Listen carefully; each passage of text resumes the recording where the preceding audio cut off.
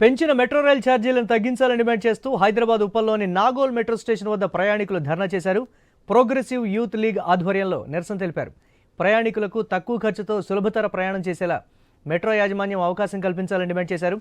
తక్షణమే పెంచిన మెట్రో ఛార్జీలు ఉపసంహరించుకోవాలన్నారు. లేదంటే ఒకరోజు మెట్రో బాయ్కాట్ చేస్తామని హెచ్చరించారు.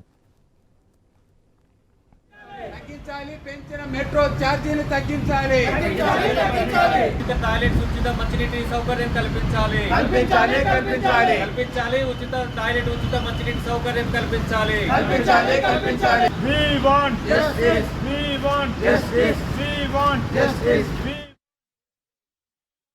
మెట్రో అంటేనే సులభతరమైనటువంటి ప్రయాణము, ట్రాఫిక్ సమస్య లేకపోవడం, పొల్యూషన్ అనేది దాన్ని దృష్టిలో పెట్టుకొని మెట్రో ప్రయాణాన్ని తీసుకొచ్చారు.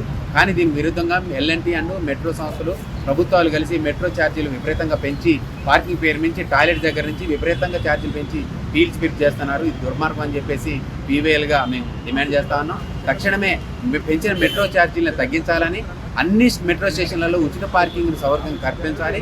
అదేవిధంగా మెట్రోలో స్టేషన్లలో ఉచిత టాయిలెట్ సౌకర్యం కల్పించాలని చెప్పేసి పీవీఎల్గా డిమాండ్ చేస్తున్నాం.